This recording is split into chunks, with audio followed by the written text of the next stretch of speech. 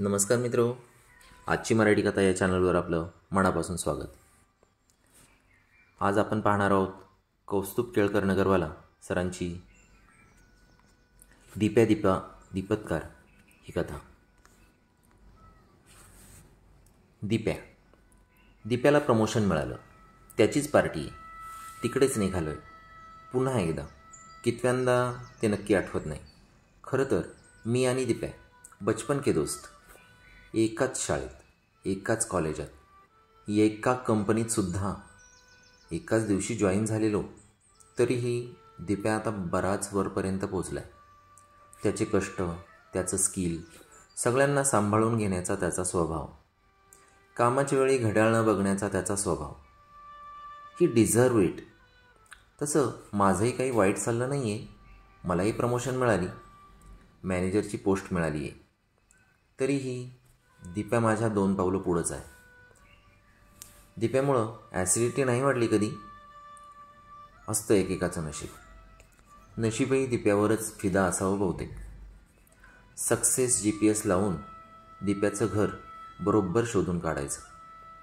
आमच्या घरचे रस्ते आणि पत्ते सदा लॉकडाऊन झालेले. तरीही दिप्या डिझर्व इट. नशिबाला आपल्या बाजूनं वळवण्यासाठीची दिप्याची स्वतःची काही गणितं आहेत. अगदी लहानपणापासून आते जाते हसते गाते उठता बसता होईल तेवढं पुण्य दिप्या गाठीशी बांधून घेतो. सहज जाता जाता बागेतील फुलं तोडावं तसं. दीप अमावस्या आली की हमखास ही गोष्ट आठवते. गोष्टीचा हिरो अर्थात दिप्याच. माझं बालपण मैदान आडापाशी गेलेलं. कुलकर्णी वाड्यात.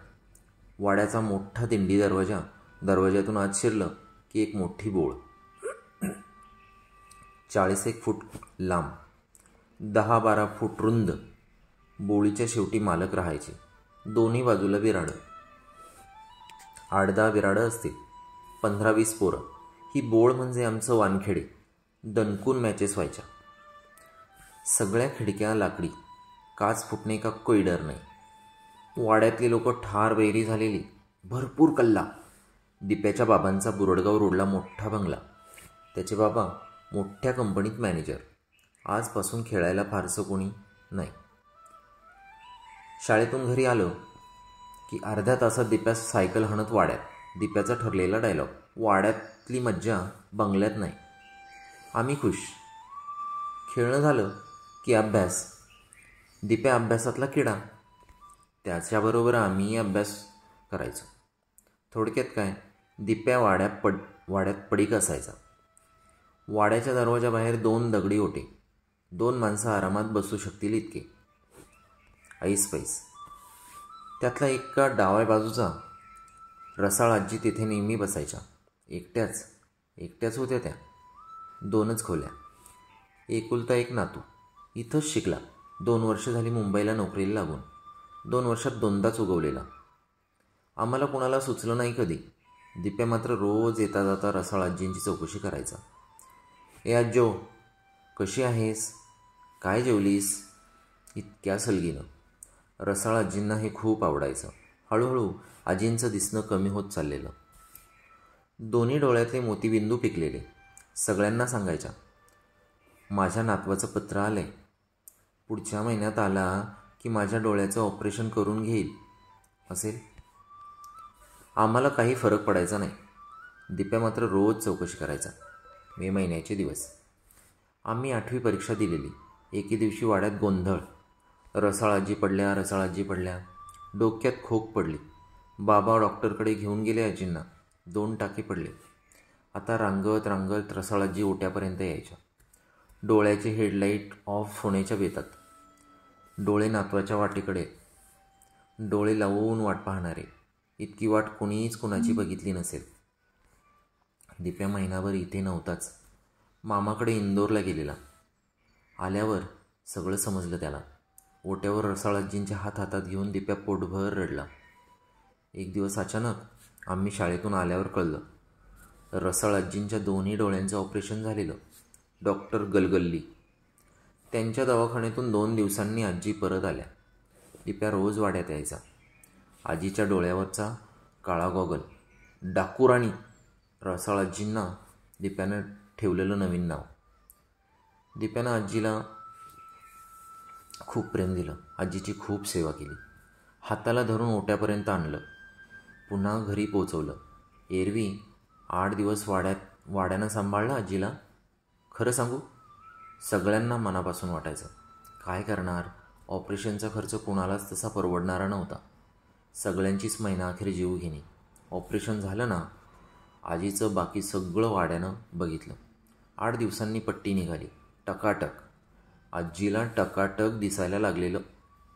आजीची ओट्यावरची समाधी अवस्था पुन्हा बिनबोभाट सुरू.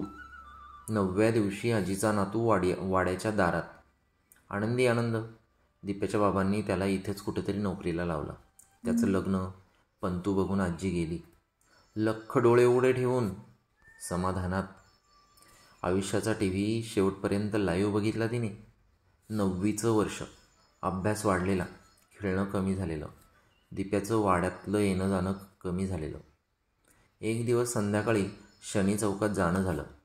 तिथे डॉक्टर गलगल्लींच्या घरातून बाहेर पडणारा दिप्या दिसला.